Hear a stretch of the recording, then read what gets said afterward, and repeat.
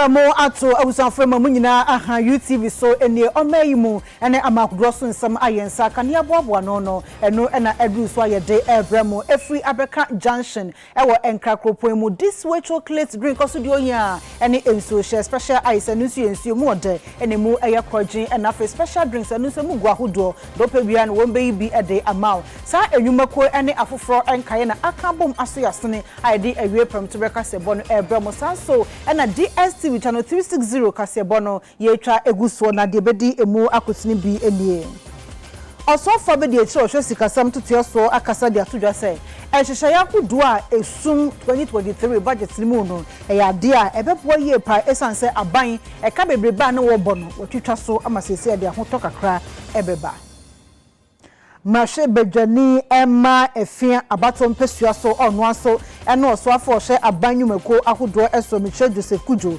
ono so e de atodwa se 2023 budget no e de nida so aba omen emu esanse ehhehye yakodo a aban e de egu akwanso ewo mu na wo begina so e de abre hardship anampo eye ahokere ase no ni nyina na yade a wonum asum agumu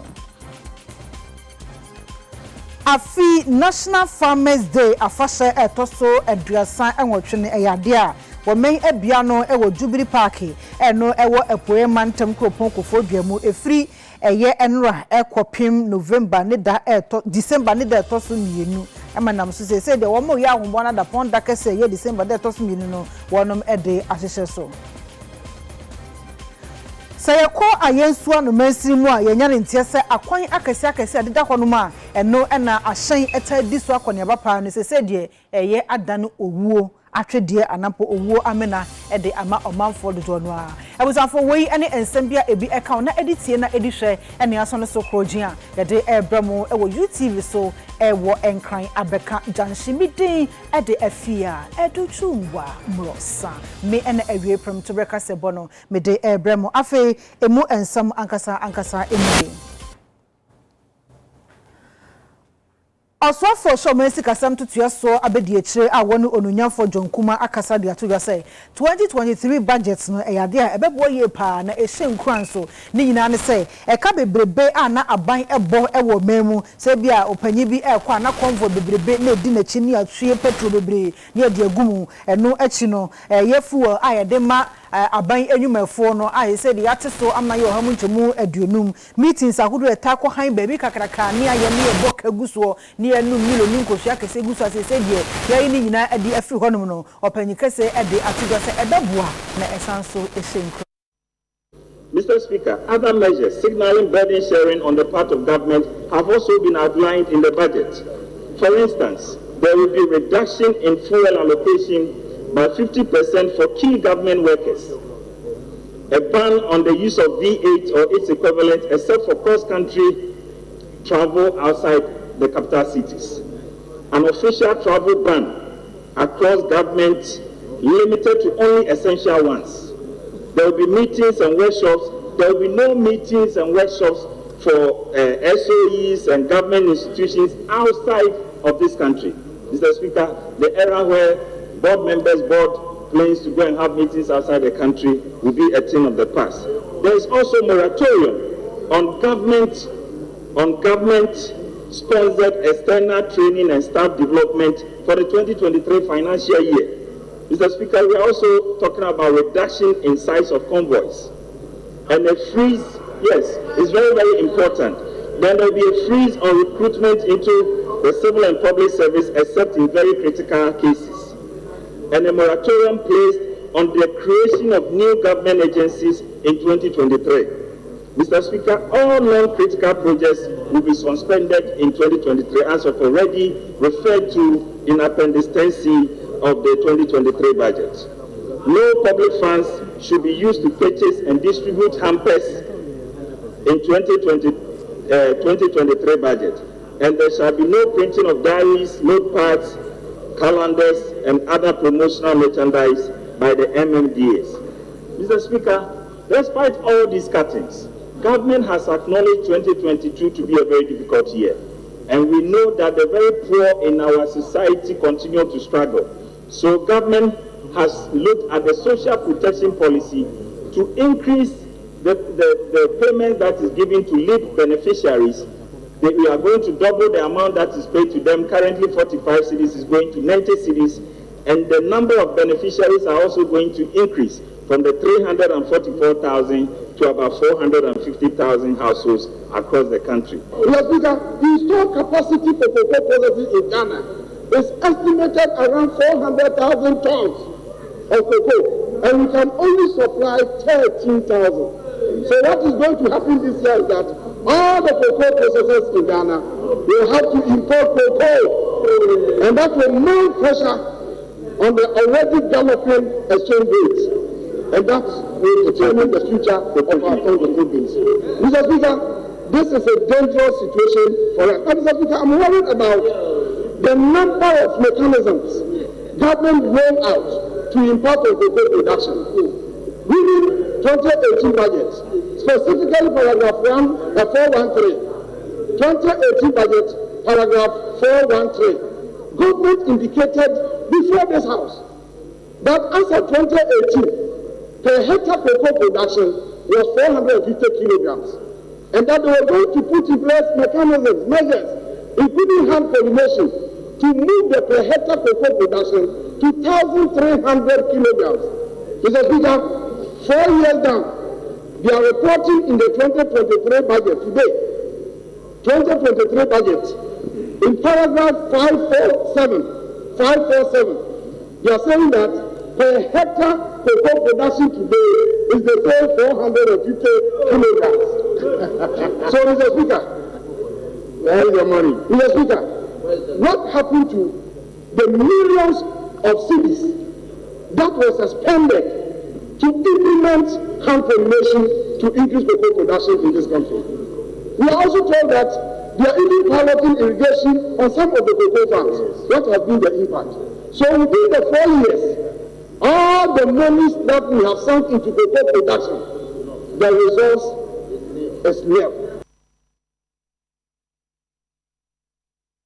Committee to adwen edefa ojahoden ehun ewo mrasebedwafie emu panyin baako ono aso ene mrasebedwani ewo yape kusagu a woni ononyafo John Abdullahi Jenapo wakasa dia tudwa sei abra na osoafo shomansi kasam tutu so ra Ken Ofori ata kenkan 2023 budget ewo mrasebedwafie no wachese ne hu dwini papa paye adaya wase omampanya bedeche Dr. Mahamadu Bawumia wa mabi na no de tudwa sei edom kuma ni nyina wo ho adwu won ye pa na ba omampanya bedechire ansi mrasebedwafie wa mametie budget ni bi no eno ede di pefe sei budget no adepa bia nim ede magana for. We knew that this economy is nothing to write on about. But at least this budget and the happiness of the day of the budget and today reaffirms our fear. First of all, it has been the tradition that every time the budget is read, in most occasions, His Excellency the Vice President, Dr. Bawumia, sits on that chair. In this budget, he was conspicuously absent. He was conspicuously absent. Where is the Vice President running away from? Where is he going to? Today, in this debate, the chamber on the other side is virtually empty. That tells you that this budget is not a budget of hope, and it cannot offer us anything. But more importantly, Mr. Speaker, when you look at the budget, today our debt is in the roof. Today inflation is over 40%. The budget deficit has been missed. The exchange rate has been missed. It's about 50%, and our gross reserves has reduced by almost 3 billion. That is the state of the economy. And these are the indicators you look at when you are analyzing the budget. But Mr. Speaker, the minister attempts to put the blame on revenues. Mr. Speaker, if you look at gold, for instance, gold has increased in price, cocoa has increased in price, crude oil has increased in price. The minister missed his revenue targets by just 2 billion. In fact, he is even anticipating that at the end of the year, his revenue target will be exceeded. And so if your revenue target is exceeded, if your expenditure is held in check, How come your economy is deteriorating? This is something we have to analyze as a house. And for me, this is not about NDC, it's not about MPP. How come your economy, you claim to be meeting the targets, and yet your inflation, your exchange rate, all the indicators are in the negative? Even in the minister's own statement, if you go to the tables and you look at the tables that he himself has provided, you will realize that when it comes to inflation, and I'm even discounting the West African countries in terms of French-speaking countries, Gambia, their inflation is 17%. Guinea, their inflation is 12%. Liberia, their inflation is 6%. Nigeria, 18%. Sierra Leone, 25%. Ghana, 27.2%. This is the minister's own figures.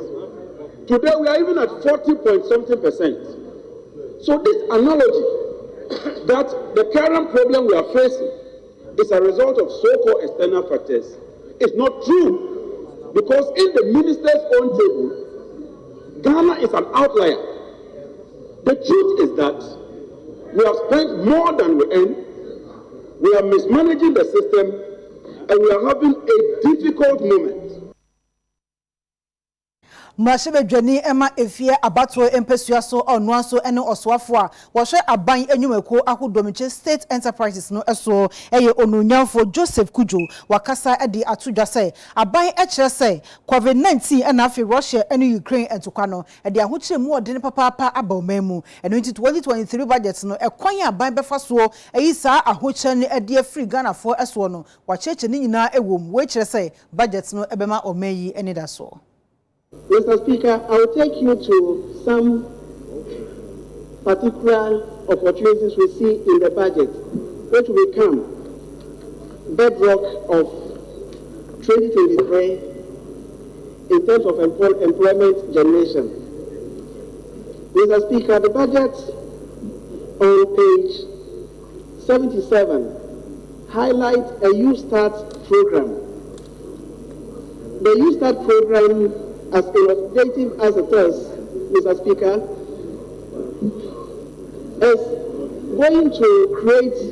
is projected to create 1 million jobs for the youth of this country, Mr. Speaker, over the period 2022 to 2025. And Mr. Speaker, this will be done through provision of soft loans to the youth to set up enterprises. Mr. Speaker, this project has been piloted to 70 beneficiaries with an amount of 1.98 million Ghana cedis, indicating an average of almost 30,000 Ghana cedis per beneficiary. Mr. Speaker, the success chalked from the piloting has given impetus to its implementation. And in the year 2023, a full rollout of the Youth Start will be implemented.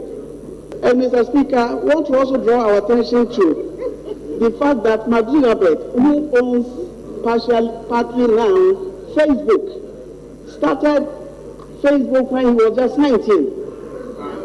And so, I am pointing this out to all of us to give our support to the Youth Start, because the youth of this country, Mr. Speaker, have the potential to do the same and grow enterprises to support this economy, rather than relying on support for only those of us who are getting close to retirement and thinking we are the ones to revive the economy into the future. Mr. Speaker, a third opportunity outlined in the budget is also the Girls in ICT initiative, which has been piloted and will be rolled out in 2023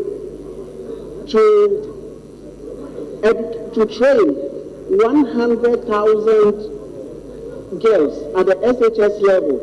And Mr. Speaker, I have started imagining the potential that intervention would have for this economy.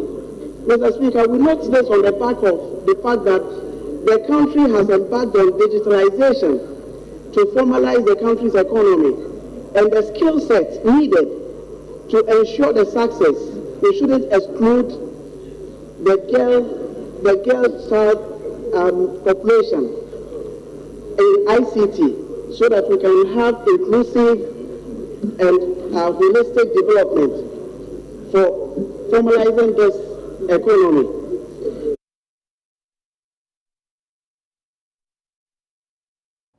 Awusanfo yebekọ ahoma no so ne yensem twoni atwetwe enkomo na enra ene yede amanebo bi etu dwase Nigeria ni abrante kwa bi achi ababa bi amekọ wiase wotwa ne ti ai ama ne ti no krampo no odikosie ye na ehwehwemu ekoso medadi se osofo bi a ababa wa nampa abrante Nigeria ni no eti ne fie no wono ene koyi aposifo asutira mpampa aposifo abaya ababa na mu no eda ho ne ti entuaso ye de rubber ehye abrante yi eti se won kwakire baabi a ababa no ne ti ne ewo ampampa a wakofa etire no ede aba na no ena de chinye ebinum ekirem se ababa no kwa yakunu no sabi na ne mpena ene sa Nigeria ni na wodi na ewu no chese nsem ankrofo kan wa kire de bebre wesu nti no yesoma yensem tro ni organi jan se won kwa Spinters police station honom na won funa sonto fom embompia prosifo no na omoso do matete wonsem ni mu no omo emfanto dwesan se do mo no beka no eno ena ewom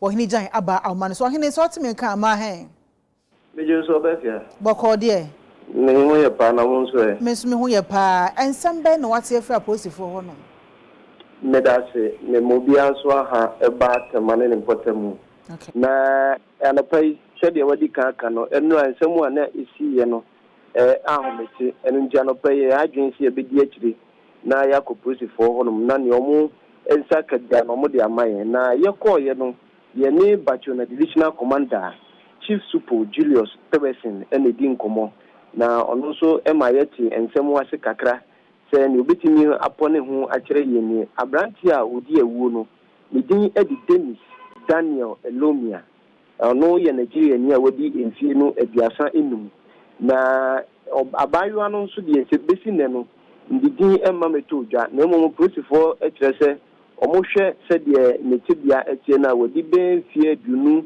nu ekopim enfie adunu ensia na ohwe ni netibia no se ni ni sutie no a minu aba se ne ema muwa se obi hia mokora na se hu ba no a wotimi bi adanse se abayo wi wawoda entina se ne omohwe se ne abayo ne da ho no a idi adanse se obi a wawo pen na commander mayeti ase se dan no a abrante ne kun oba ne wo mu no ye dan a abrante ne ko hu sofo no mobomobo mu esere ne se opese otena ho no na onyasika kakra akwakope baby atena amana so ho adwo no enti dan a ubeka se ye under renovation anka efiwura besi dan no otimi dia mu bi seni opeso wode han no enumu na branch no atimi atena ho edi bebu so mi nnan ne ne nyensa so a chese wakwakopta so for se opeso ofisi honum na okọ kra no ne nansa enti so for nim sa branch ekọ a okwakohwe dan ni mu a okọ ye no na ye de mattress dada bi akikire ai se ya moa no tise obi a wo betu efrifie na opese omomoa ne nyoma e de kọ faka no enu bi na omo aye de ato dem ho no mu a hunu se obi nan apie free mattress ni na omokokohwe ya se nipa ene ye twa ne ti a ye de mattress akikire no a e de nhoma abububu mu a ma sofo no kobo aprosifo amane ma omo ebetire abrante no enu nti enu ada no prosifo bo abrante no bo no a okofa oba no ti ba ya se ye de bisi so ene hunu se ye no kre abayo wi ene watwa ne ti nenu na mi busa commander se watimi akasa akire baabi okofa abayo ne firi ba ya na o se omo abo no fiti enu ano wontimi kan na ene nso omo bepem so akwa akosi se obekire baabi a abayo no kofa ne firi ba e firi se enipa ye mo kohwe emunu enu ano omudi adanse se abayo no enti eyemu baabi a entina kese onu ankasa woku ni nipa no onu betimi akire baabi a okokofa abayo ne firi ba ya obedi na wusa enenti empanifo mi ate ase se okira nyame ya adom a omudi abranche no ebe kwa akogina aseni bia na koto ahyase edinase. So far abusua bia nso enyi wo manim enka se omode hye a oye oba a wote saa bi ayira na omunhu no. Mepacho fiti anopa no be prince amidi yenyi abusua ni bia o kase me bayira anasese. Enitina commander the Emma yaka actually nipa nyina se so bi bie akobi a obesere se obetrefie se ne ebe ya asase mu esi a ebetimi akire se okan se okoha na omaye de yenkonko hwe ha fi se kromu nipa a omo spinters test for one mo ase misi ese omunim abaya na dia na kire se kesi ade ebe yedi se ebe hunu baabi a abaya ni firi. Okay, ohene ena womo hwehwe demo no so wo ma hu abaya no ho niema bia se bia ne ntade ne bag bia na kita no ana ebi kura bibi kitwa bia na kita na ebetimi anya identification bi e wo mne hu se ne dini e wo efie honom ana edan ni mu mini abada bi fi se dan na nkata no ebenufo me ati ase se abamu ana nkata kura wo tifie honom no woni bag da esidan nim woni ntade a mefa se ebia ya bobo ahye school bag bi mu esifire no oni tese no ane so woni nam honom ana tade ahye no mienu bia tese okwa no aba na bra yekodu hanu awia no na abayo no atade a na ehye no gu abonten kura dada eni ntoma na egunase ni gu abonten dada ansampo na approach for ebema mu no so nti ebemu de ne honom aye sa mattress no eni ne o machine kitinti bia na egu honom ye baby me boa achose me say abayo no mpo na okuta mobile phone and odi wura dem ho a wutimi sa branch no kwa gikura to atwena na odi ese baby since ono akasa boni no odi ma ade achi so kura terkakra ansana ye baba ifiru baba mu se boni se akoso enti bibia no ana ekura no ase ne obusa no otimi di pie ko eko share baby kura ansa se baby a odi tire no kura ko share ye no mi aba eni fie ni ntamu nwa bia sa na chese obi asu se baby a ipa domo abodom pim ejira na chi hono mu baby ena na etire ni share enti mi gibi se sa mi o mani nyina no wodi kan ho koteye. Okay. Ohini jan ye beda ase to so na ne aposifo monkomo e bia na okasa na enya bibi e de afrimu awusanfo yensem choni wohini jan amanebo na ode akogoni to akase bono eso 2023 budget no epiemu se yi levy na 1.5 ohamu nchemu ba kwa chiri posu enum no ate so ade aba ohamu nchemu ba 1% pe a chese wo sende 100 Ghana eno na obetua wo so na no na edom kuma ma hye bedwa fie da to se twie kai omogitum ba bia enye yi. Mr. Speaker, let us be mindful that this same administration during the e-levy debate had informed us that no one, particularly poor people, will be taxed when they are transferring money to another person. And as a result, the e-levy, they are going to introduce a threshold to exempt small payments of 100 cedis. Today they are telling us again in the budget that the 100 cedis that the poor people apparently engage in the transfer, Mr. Speaker, they are going to bring it back on. Mr. Speaker, this is a tax for the poor person. Why should we, in this house, in these difficult economic conditions, still tax the person who your policies have made him poorer? Mr. Speaker, this again, I can confirm to you that we in the minority have made a position that on this matter we'll reject it with all our might and all our strength for this Republic of Ghana. Mr. Speaker, that is the position of this minority. Mr. Speaker, we believe that we should not accept this policy. Mr. Speaker, this government has also informed us that they are going to increase the upper limit of personal income tax to 35%. Mr. Speaker, when this tax goes through, your income tax is going to go up. Mr. Speaker, you recall that this same government brought these policies some years ago. 8 months down the line, they removed it and they brought it back.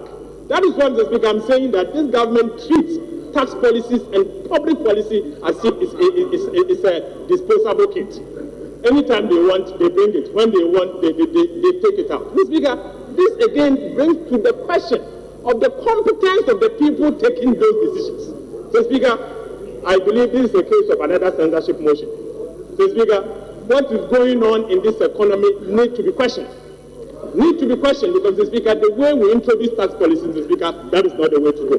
Mr. Speaker, they also informed us that they are going to introduce additional withholding tax on gains from realization of assets and liabilities. Mr. Speaker, taxes has galore. I have counted 23 different taxes. 23 different taxes, including reversal of benchmark values. Mr. Speaker, 23 different taxes. This year, taxes are going to go up. Mr. Speaker, for me, in my language, I would say this budget is Kofi Ekowu budget. Kofi Ekowu in the sense that go home and die. Because it is taking everything from you. Afi ekuafo da ponda National Farmers Day de toso aduasa enwotwe no ade oso afa wo hwe nuane ene kwaye ensam so abie ano efri enra ekopim December de toso mi na chese December de toso mi no ana ne pompon so pa no wonom ede be hye so ewo Jubili Park eno ewo apuoye mantam kropon kofodua ekuafo da Farmers Day no ne bena dey ena efira si etuemu a kwakosi efiada 2nd December na promantem koforidue mu eho na dwumadie empinifo edi ebehyehe so na osofa wono na kwaya so ye no dano Dr. Uso Efiya Kuto wakwako piemu wa promantem adwumadie wa pa hontoma ne kasa ebro na wotiri mu a akuafo da edikan kura o my Ghana de hyehye so no beye mfinhye aduasa ngwotwe atwam ni no osino wo fante akwa South Mensin mu wa promantem eho ena mpinifo ede hyehye so ene sa afinsusu no asaba be piemu wa promantem no no se gina so de to Ghana fo nyina nim se hyehye ne ntoto dodo na agu apono so nnuane de ebebu so anya de akom ebe de Ghana fo da na dwumadie kura yantie no Stanbic Bank edi tractors dodo na akwakoma so ehwe nnuane na kwaye so se wonje na kwafo se fata no fambo na ba so na mmua makwaye dwumadie nso entumi entumpon. As a boost for agricultural transformation, I recommend that the regions organize such fairs at least twice a year as part of ensuring regular engagement amongst agricultural value chain actors and promoting investments. Significant investment in agriculture will be critical to ensure Ghanaians' sustainable food system that ensure food security, raw material for industry, and increase in rural incomes. Recent high food prices prevailing in urban markets is not an indication of unavailability of food in the country. The high prices are attributable to high transport costs and supernormal profit by traders. You will recall that quite recently, just about 10 days ago, my ministry has piloted a PFJ market to facilitate the carry of food from the producing areas to urban market centers to reduce food prices in order to lessen the burden of consumers. It is a tried knowledge that the majority of the world's capture fishes are overexploited. In Ghana, we also understand that the numbers of fleets have increased, whilst catch-ability effort for all fleets except tuna are declining. Annual domestic production and imports are not able to meet fish requirements. That is why the ministry has included a policy focusing area on coastal management and trade of fish and fish products in the National Fisheries and Aquaculture Policy 2022 approved by the Cabinet. Na dwumadie openyina wodano say guest speaker ene da sebere kwakubu ati otoso miensa ono so kasai. As a country, our strategy of maximizing the benefit of agriculture must include, among others, building resilience of our food system and promoting a technology-driven agricultural system.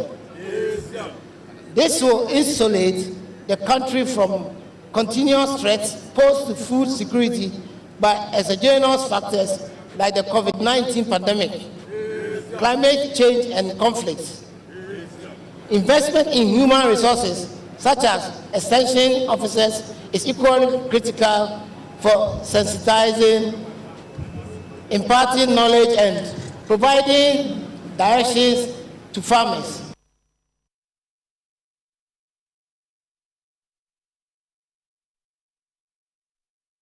I was avoid a back of Mandasonian and Sam Johnny Frederick entry at Casebono Eso, Nanina Muno, and say 2020 a year about to Cassia Cosso or Memono, see a quarter chima salt about to Impesuasua, Masibe Drad dear a year parliamentary no, where true and trick a cry a cosso or ho, a quo we are say MP before so moon edim kunim, and this if also say or more and a edim kunim, where a electoral commission a bemu, Edibatu just say about 20 days a wish mupa dia, not just a hono, MPP and a fan into a Friday ewomu na no ana endis force we the NTC enwemu bi yakoso ena omotama asem no e de court na enya ne ntese wie ya court abua asem no eno ntie kwa omano so ne yensem Johnny Frederick entry ento akase bono so entry so otime ka ma hen medio so efia boko de ejana adaroma ya da so team enkwam good asani na akosi say and his lordship Frederick Narura and what's now Nebjamu Eddie Atimu Eddie Bosume Edunu and Sano Eba Nevi na Obua Semnese Yura a day mensa corsa our Tetima Mesha Bejanino a Braquanson near Fayi no set Unina Tetimai and our four Empesuano so set Emrafsi Bejanin. And then what the assembly and the printing na a water to me in an abandoned yet. Our boy assembly say, and I said, Virginia, what that's what you our deputy minister or Noah and traffic or they would be taking mine and our four about to home this run so as a Virginia. And then what in a Timu abandoned yet. Temono kosa no ndc fande wo holom no wo mu jitu mu akomapam anase wo mani mu a na se anheda nkoye anfo amomo. In fact what case na so na Yewra Johnson asiedin ketia onu de opie ye kwara okay opie free dem ho na yewie ye no news team ye adwen senke ye no so bedi enkomo na nso Yewra bayire ye twipi no ka se ye nko ne lawyer ho ne lawyer no so wo hwe ne dimi na wo hwe ne nim tibia na one person one yem bekasa esanse na areho ase no so na tese de wo kan nyina ne se asem na to ena okofro ne ka wo de koye in fact we supporters a board dumping abata Yewra bayire chi so a areho mu no mo de tatra mo ka ma na wo ka se ai mawie ma tia bribe am ye bua mama momfa mawie a momfa na say ni say and some ja atembidie na so na security presence no very heavy no ama oyune bi ama etitafo no mi no wa omumienu na obi akọ ne kwan toti bia James akosa na nkasa no oba court wo bi me pacho wa ma say amempo mabedru ni fia am so woni mpanyimfo bi edi nhyiamu wonu ankasa ama na Yewra Peter McMenu ne lawyer and a bit name Emma no our court and a constituency secretary your friend Samoa and a bit name Emma Yewra a James Sakosa. And then be a 1 year a war TV so mu jubilate and ample money a jia a jawamu eboseno yes dan ye do mobile one na say obia nam no kwan no mabehia ho. The part when we your supporters are eja omotai Yewra a James Sakosa echi Memphis MPP eti ema wo tetimai about one peso aso no and a board dumping a far car ebinum e de bus na ba ebimu tete ban mu ebimu so to mo personal car ma omo de ebepie court ho na so na security presence into wa main court e dan no mum na mum Jubilee Park bi a ya hye aya go prama so no e ho no nyina akwata ya bra omo te se judgment na ko omo favor no omo nyina de mumummo omo esi jama uhunu enfoni ne so na je so omo di kan ete yempo ansa na yebu asem na na sesei pacho emse na omo mu atwe yemu no omo ni so omo adibim dada na on party chama embra judge his lordship mention say Yewra James adibim no ano ana omo party chama regional chama ni pie and you appear by signal na wo ye no emma etitafo ni nyina hu se nkunudie na yeden aba ma won ena ne omo so body no so je yo omo de asa emu oden esi mu no. Okay, ada na tension e okrom wa na enti na posifo bebre e wo ho no. Many of your attention, the Nanya at the Wakra, yes, actually. Tension, dear, now we have Rantian, Mamma, or Mabati, at to a funny you the buyer, and yet it's half for now. Not a trusted police for another bamboo for a bunny to do. Now, or mobile hoping. Because now, in some notes, the next economy, not a near nine. And the police intelligence coming, a year to make fair or moon near Eben. Like I said, NDC for the TV, so as a supporters, no, Bakokra Maho. Almost a train is son, almost a car, any kind. If I saw that a year, a German son, and so a waha, then so bet me act on a not get such an anokaka. All right, German son, you TV soon, you my hand. Hello. Okay. You and yet also found in a cigarette. They're Janine Nano Akamayano. Okay. I was for you, some Johnny Frederick entry a man bo and or day akugo Nina say. As I said, dear, on for a J Mensa Corsa, ye, Tachima in South about on Pesuaso, about 2020. Masibe Jabano a call, yeno.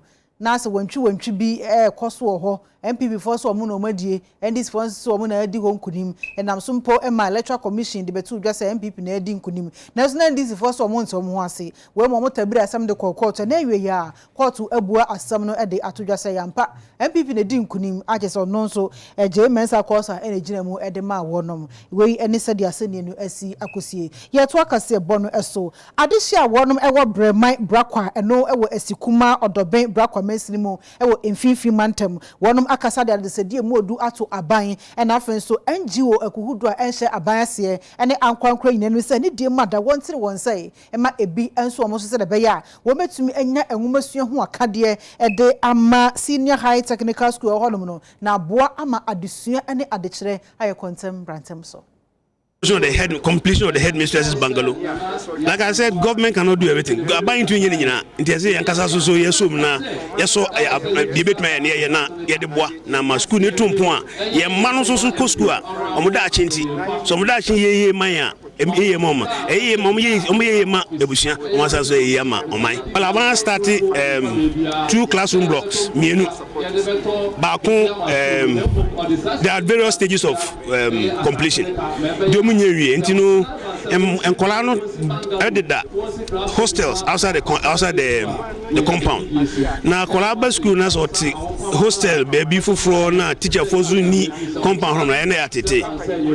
You know, Entino discipline you cannot guarantee. Akolano if you hostel no so baby. Ne ma meten cry, ne papa ten cry. Onim se akolana da anazo osua de. Nti ana e haw. Se wa urban school say mo frano had master any honti only school if you honti in Mofano and I do know one more dance, one more you any West school no and you say young boy one to me school headmaster Bongona at least it's no ama a school for my want to me yabasa kitchen crowd won't be and baby Danny Hall and ICC center won't be. And no baby was who won't be. School yet and school so won't technical vocation equipment to be a.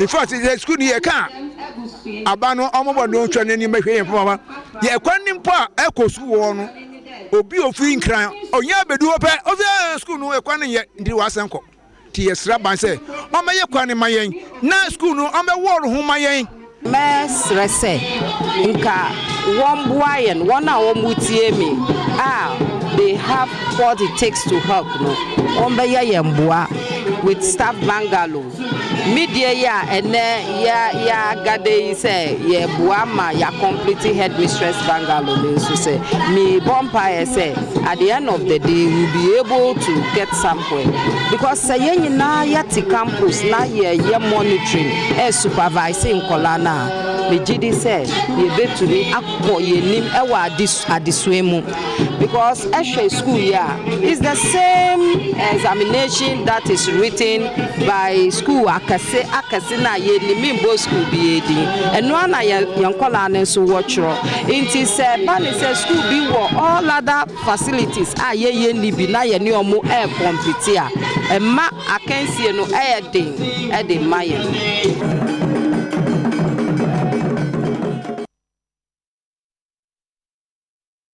agudie mu nsam na edru so yetwe ho basisia